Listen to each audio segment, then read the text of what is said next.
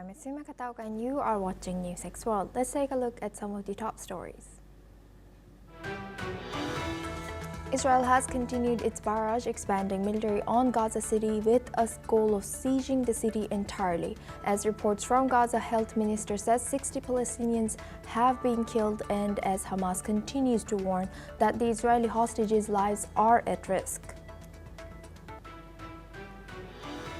US President Donald Trump is to return to the United Nations General Assembly next week, headlining its 80th session. Meanwhile, UN Chief Antonio Guterres has warned of widening geopolitical divides as nearly 150 heads of states gather, while Trump, who has cut US funding to UNRWA, UNESCO, and WHO, is expected to attend.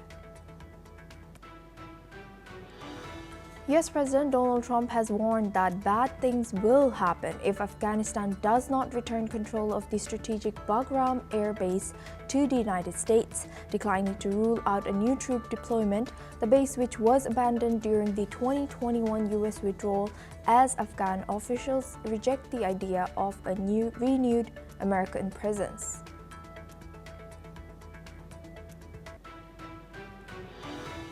Venezuelan President Nicolas Maduro has organized a day of military training for civilians amid new threats from US President Donald Trump and a massive American naval deployment of 7 ships, F-35 fighter jets, as well as a nuclear submarine in the Caribbean.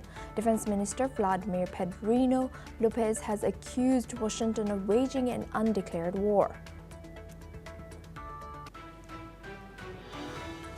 President Donald Trump has announced a new plan to impose a $100,000 annual fee on H-1B visas, a move that could severely impact the U.S. tech industry. Major companies, including Microsoft and JP Morgan, have warned visa holders to stay in the U.S. or return quickly, according to media reports. An Israeli strike on the Al-Hardali road in South Lebanon has killed 1 person on Saturday, with Israel claiming it eliminated a Hezbollah operative, gathering intelligence. The attack comes despite a November ceasefire after Israeli strikes already killed 2 Hezbollah members on Friday and brought ceasefire violations to 4,500. A cyber attack on software has disrupted check-in and boarding systems since yesterday at major European airports including London, Heathrow, Brussels, Berlin, Dublin, and Cork, causing 29 flight cancellations and widespread delays. The software company has also warned that impacts would stretch into Sunday, according to media reports. Guinea will hold a constitutional referendum today, 4 years after the military has seized power. This comes as Guinea paves the way for future elections while allowing junta leader Mamadi Doumbouya to run for president. The crucial vote is being boycotted by opposition parties, according to media reports.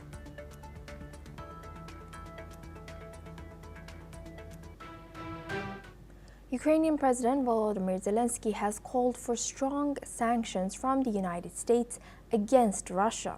Speaking in his regular evening address, Zelensky then expressed gratitude for the European Union's latest 19 sanctions package, highlighting that many of Ukraine's proposals have been included. Let's listen in.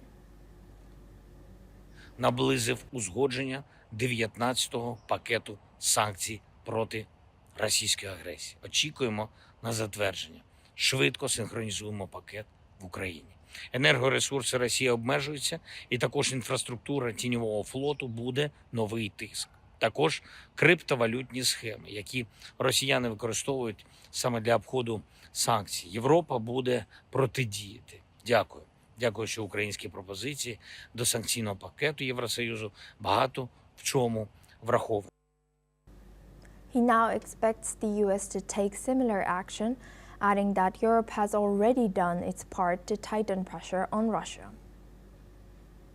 Now, for this discussion, we are joined by Rohan Gunaratna. He's an international affairs expert, joins us live from Singapore. Good to see you, Rohan. Thank you for joining today. How effective have the EU's sanctions been in pressuring Russia now? Asuma, the reality is that there are going to be talks between Russia and Ukraine. This is not the time for any country to put more pressure on Russia. If they want for there to be a negotiated settlement, the war between Russia and Ukraine is going to continue for a very long time, and it may expand to other countries in Europe unless there is a settlement. And President Trump is determined to bring about a negotiated settlement. That's why he met Putin in Alaska. What is so important is for the world to support a negotiated settlement, because neither party will win the fight, either the Russians or the Ukrainians, backed by the rest of Europe in this conflict. So there should be sanctions for the time being, but the moment there are negotiations, serious negotiations, those sanctions should be removed, and there should be an environment created for a settlement. The fight between Ukraine and Russia is not just a fight between these two countries, it's largely a fight between Russia and NATO. And Rohan, do you think these economic sanctions alone can significantly alter a country's foreign policy? I think you have asked a very important question and also in a way responded to it. Certainly not. Sanctions can put pressure on a country, but that country will survive because in a globalized economy, they can survive. So Russia will continue to fight even if there is increased sanctions, even if there is enhanced sanctions. And that is why it is so important during the Trump period that there are negotiations, because Trump did build a reasonably good relationship with Putin, and that personal relationship is what is important to achieve a diplomatic success. Thank you very much, Rohan, for sharing that. Please stay with us as we come back to you for our next discussion as well. Now, the Supreme National Security Council of Iran, in a statement, has announced that Iran has suspended cooperation with the UN nuclear watchdog, IAEA, after European powers move on UN sanctions. This announcement comes after the Security Council has voted on Friday to reimpose frozen US sanctions as European powers accused Iran of non-compliance. Tehran also stated that the actions by the European powers undermines months of engagement with IAEA that was aimed at resuming monitoring and ensuring compliance with international rules. The sanctions over Iran is to take effect from September 28th unless Iran can persuade the Council to relent in the matter. Earlier this month, IAEA chief hailed the framework agreement signed in Cairo with Iran as a step in right direction, but the reimposition of sanctions and Iran's suspension of cooperation with the IAEA lowers the prospects of nuclear deal. Now we go back to our guest discussion with Rohan Gunaratna. Thank you, Rohan, for staying with us. Now, should the European powers have reimposed UN sanctions, and now we're seeing this ongoing negotiations? Asuma, the Europeans did the right thing by reimposing the sanctions because Iran was lying to the entire world and developing a military nuclear capability. It was not a civilian nuclear capability. The Israeli intelligence service was successful in stealing the records of the Iranian nuclear archive. And based on the findings of that archive and other intelligence, it is very clear that Iran was building a functional nuclear weapon that would pose a very severe threat, not only to the Middle East, but beyond. What is important is that the European negotiators are now doing a good job. The UN is doing a good job. The International Atomic Energy Agency is doing a good job to rein in Iran. what is so important is for those sanctions to take effect and to ensure that Iran complies, because since the Ayatollahs came to power in Iran in 79, Iran has been funding terrorist and extremist groups, Hamas, Palestinian Islamic Jihad, Hezbollah, Ansarullah in Yemen, all these groups. So what is so important today is for the international community to understand what Iran is doing and to help Iran to normalize and to get rid of the Ayatollahs so that Iran will become a stable and a secure country in the world. And Rohan, how might this decision by Iran affect its international standing, also future relations with Western powers? Iran has very little credibility. For example, last month, the Australian government shut down the Iranian embassy in Canberra and expelled the Iranian ambassador, and the Australians also closed down their mission in Tehran because Iran was conducting terrorist attacks in Australia, and there are other countries where Iran has been doing the same. So Iran is using terrorist proxies and criminal groups to mount attacks. So it is so important for the European countries to talk to Iran during this time and advise Iran that unless they cooperate with the international community, that they will impose very severe sanctions against the Iranian regime. This is not against the Iranian people, but against the Iranian government that is in many ways destabilizing Iran and affecting international security.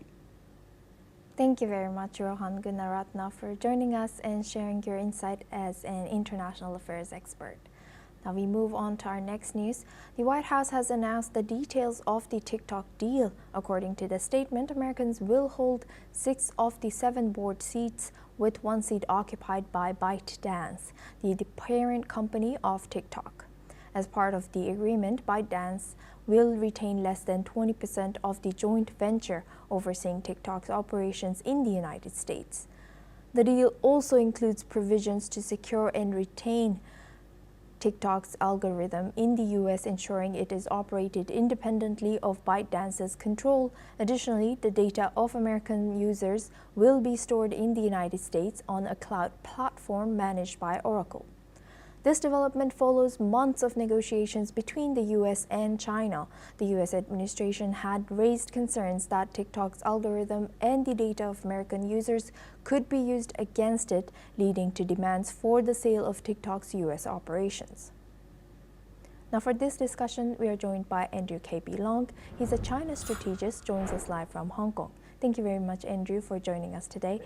Now, what are the potential implications of the U.S. gaining majority control over TikTok's U.S. board? Well, I'd like to address this very important topic from 2 angles. First of all, why does Trump want TikTok so badly? What's behind it? He wants it very badly because TikTok actually helped him to win the White House back. I mean, the young people, they're all addicted to this social media, short streaming, and it's very, very popular. And of course, driven by other social media platforms. And for one time, they fear that the TikTok may be shut down in the United States, and they like it so much, a lot of them migrated to the Chinese version on the Chinese mainland, which is called the Red Note. And that helped, of course, bridge the gaps between the understanding of the 2 peoples in the United States. Well, many of them haven't been outside their country, let alone visiting China, and the Chinese counterparts, the young people.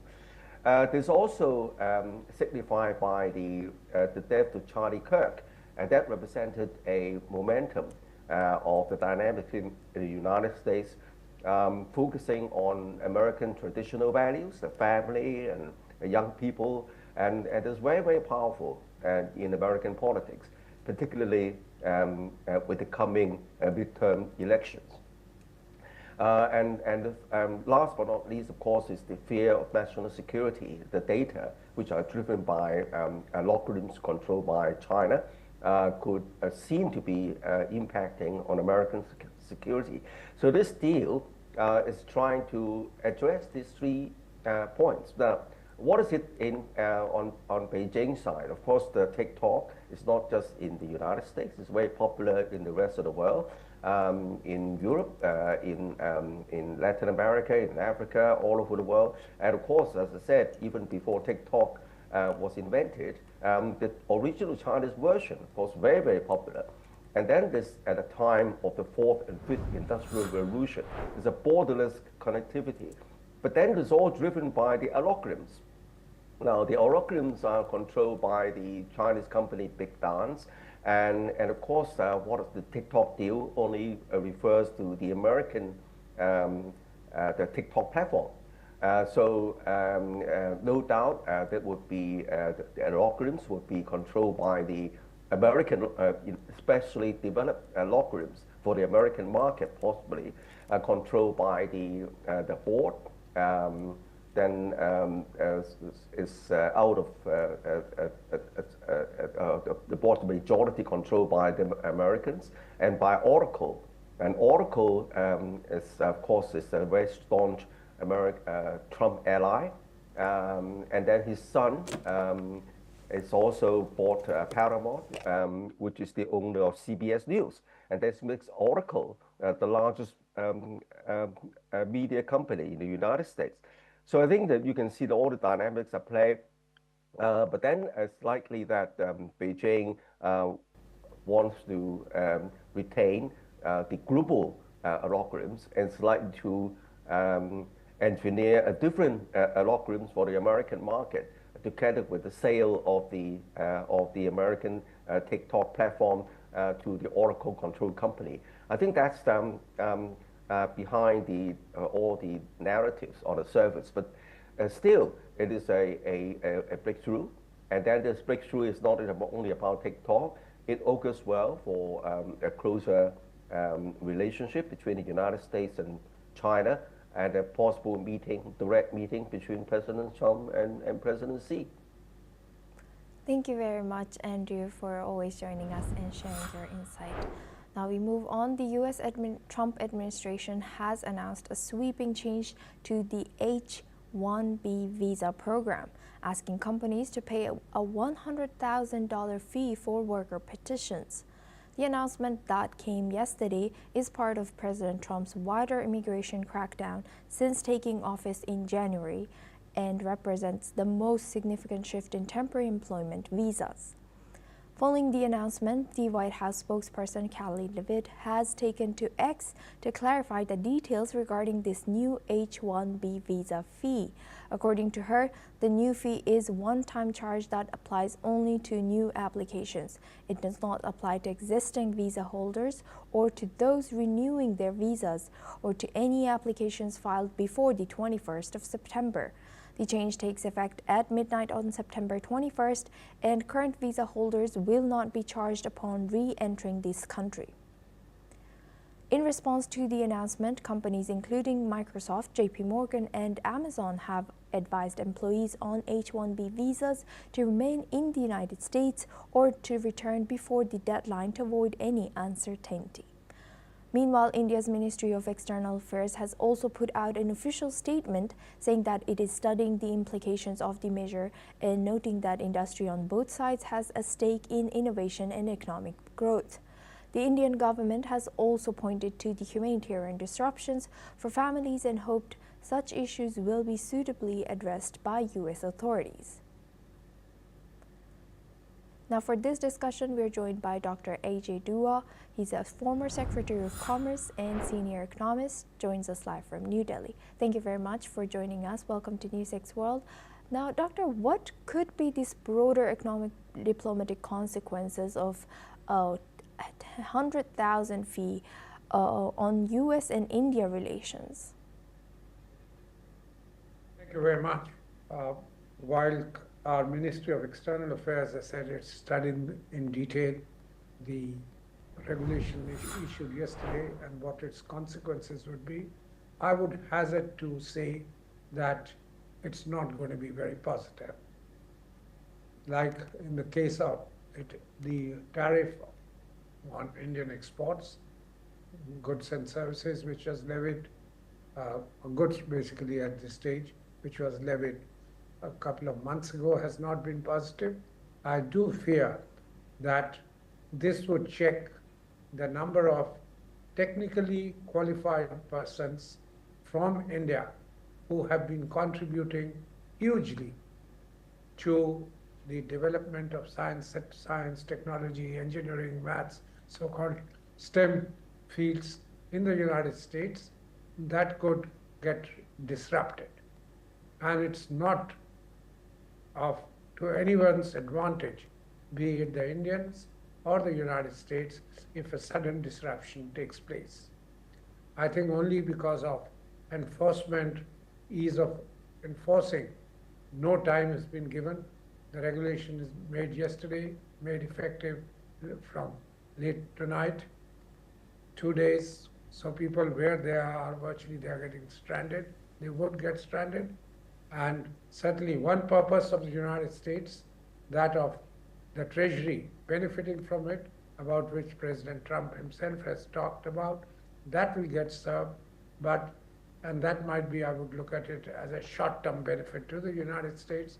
But in the longer term, if there is been any misuse, I think the Indians, as has been alleged by the US administration, we should be ready to rectify that, but not really say that for 6 years, $100,000 would be required to be paid, which, in Indian currency adds up to 5 crore rupees for a 6-year tenure in the US.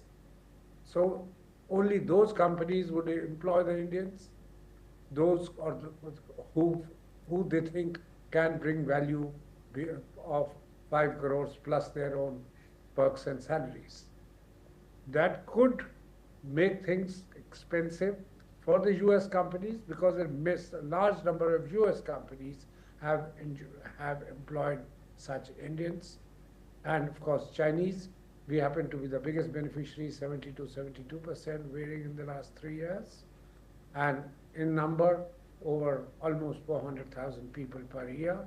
So that I'm seeing that if less qualified people have been going in, one could see from India under the category H1B, probably that needs to be addressed, because they are competing with the Americans, the low-skilled Americans, relatively low-skilled, with them, and the jobs must go to their own countrymen. I totally agree. That's every country's stand. But where there are specialized jobs and genuine interchange has been taking place of qualified people, I would think that it is necessary to revisit the enhancement. Enhancement has been increased from a few hundred to 100,000 and made it and to be paid every year. So this is a very drastic increase. Indian visa holders or visa applicants will not be able to pay it themselves. So either their employer would have to pay, and for that it becomes a kind of a duty for customs duty on the employer. If he wants to produce a certain item, he needs to have people from India, he'll have to be paying that annually. Similarly, for the importers in the US, importers meaning users of such persons, also it's not going to be positive for their development of science, of the highly technical fields for which Indians have acquired a reputation and for which this facility was to be provided. Yes. Thank you very much, Doctor, for joining us and sharing that insight. Now we move on. The Indian Commerce and Industry Minister Piyush Goyal will lead an official delegation to the US for trade talks on September 22nd. The delegation plans to take forward the discussions with a view to achieve early conclusion of a mutually beneficial trade agreement. The minister will visit New York and will be accompanied by Special Secretary in the ministry, Rajesh Agarwal. The delegation says that during the last visit of the team of officials from the Office of United States Trade Representative to India on 16 September, made positive discussions, and they were held on various aspects of the trade deal, and it was decided to intensify efforts in this regard. It also adds that in continuation of these discussions, a delegation led by Commerce and Industries Minister is visiting the United States for meetings with the U.S. side on 22nd September. Now we go back to our guest discussion with Dr. A.J. Dua. He's a former Secretary of Commerce and senior economist. Thank you, Doctor, for staying with us. Now, how significant is this Minister Piyush Goyal's visit to the U.S. in the context of current India-U.S. trade relations? I think it's of considerable significance. Mr. Piyush Goyal, the Honorable Minister for Commerce and Industry, has been involved in the discussions, in steering the discussion, though from behind. He's not technically a negotiator, member of the negotiating team, which is led by bureaucrats or consists of bureaucrats, professionals working for him in India. But guidance to the team comes from him, and also wherever there are bottlenecks being faced by the negotiators, the minister has been getting involved. He's made several visits to the United States in the last few months, 4 or 5 months, ever since we had the process of discussion started in, way back in April probably. So I am of the opinion that the minister would be required, or would be willing, more than that, to explain the context of the Indian red lines. That's what's bothering the United States, it looks like. They want to export more of soya, they want to export more of corn, some of it genetically modified. They want to give us, allow us to give them greater market access for dairy products. So those kind of things which have been holding up the discussion, and now it's the 6th round, which was abruptly stopped last month, when on the 25th of August, the team which was to come from the US was not dispatched. I think the bottlenecks, discussion about which probably was held last week, when the US negotiator, the chief negotiator, the assistant secretary, he was here, and he's heard the Indian point of view. I think now there is need for a political discussion as well, and not merely economic or the commercial discussion which might have taken place. And that's where the political leadership comes in, and Mr. Piyush Goyal going there, yes, being dispatched by the Prime Minister, would be to convey that we would like to go forward, but after having a little more diplomatic and political understanding of the issues on the two sides. Right. Thank you very much, Dr. A.J. Dua, for joining us and sharing that insight. Now we move on. U.S. President Donald Trump is once again raising tensions with Afghanistan, threatening the country by saying that bad things will happen if Afghanistan does not return control of the Bagram airbase to the United States. Trump has made the statement on his Truth Social platform, asserting that the U.S. built the base and should reclaim it. The Bagram base, a key strategic asset during the 2-decade-long war in Afghanistan, was abandoned by American forces in 2021 as part of the U.S. withdrawal. Since then, Trump has repeatedly criticized the loss of the base, underscoring its importance in countering global threats. Trump has not ruled out sending U.S. troops to retake the base, but offered little clarity on the specifics of his threat. Now we go to Ambassador Mahesh Sachdev. He's a former Indian ambassador, joins us live from New Delhi. Thank you, Ambassador, for joining us. What is in it for U.S. to go back and claim this base in Afghanistan at this particular point in time? Thank you. It's an important question and slightly mysterious to reply, because not enough data or information is available, even from American sources. Two or three things one would like to mention as a perspective and context. Firstly, it was Mr. Trump who negotiated in the first term with Taliban, who were then opposing the American-supported government in Kabul.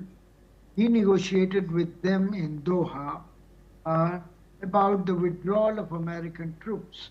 And a program was sort of cobbled together so that a joint government run by American-supported parties in Kabul and Taliban could take place, and Americans would withdraw their troops. But what happened on August 15, 2021 was exactly the opposite. Taliban rushed in and occupied the entire country, including Kabul. And since then, Taliban have ruled that country almost unopposed. And everywhere, including Bagram base, has Taliban in power. Secondly, I think circumstantial evidence suggests that this strategic airbase has gained importance in the eyes of multiple stakeholders. You'd recall that a couple of months ago, Chinese foreign minister visited Pakistan and went to Kabul, and the three countries decided to put together extension of CEPC, China-Pakistan Economic Corridor, to Afghanistan. What was the quid pro quo is not known. Why should China agree to do that, spend billions of dollars as they have done in Pakistan, in Afghanistan as well?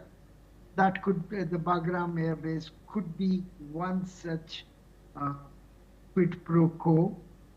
Then again, Russians have been making inroads with Taliban. They've set up a multilateral core group Yes. involving Pakistan, Iran, and themselves to talk to Taliban. Officially, Taliban is proscribed. It hasn't, no country has recognized Taliban and established diplomatic mission because of forcible overthrow of the legitimate regime recognized before. Secondly, because how they have treated women in their country. So now I think there is some kind of contest developing between China, Russia, and the United States to grab this strategic asset, which it would allow the occupant of this space to have geostrategic influence and reach in Central Asia, Yes. in Western China, and in much of South Asia and Iran. So I suppose United States is a latecomer in these negotiations, but wants Bagram back almost Yes. desperately. Yes. I don't know what Mr. Trump means when he says bad things. There's nothing good happening with Taliban by United States. All assets have been handed over or taken over, but so there is no cards that Americans have to play with Afghanistan to punish them for something or withdraw the humanitarian aid, etc. Right. You know that the Trump administration has withdrawn the humanitarian aid to much of the world. Yes.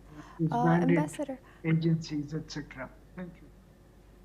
Thank you very much, Ambassador Mahesh Sachdev, for joining us and sharing that insight. Now we move on to Europe. A man was fatally shot and several others were wounded when a gunman opened fire in UK at a New Hampshire country club on Saturday night, according to the State Attorney General. The incident took place at Sky Meadow Country Club in Nashua. Police have confirmed that a suspect believed to be the shooter is in custody. Authorities initially reported 2 shooters, but security video later showed only one person opened fire. The scene was declared a mass casualty incident by nearby Tyngsboro Police, and multiple law enforcement agencies from Massachusetts are now assisting in this investigation. However, officials say there is no ongoing threat to the public. This is all we have time for. We will continue to bring you more news updates from around the world.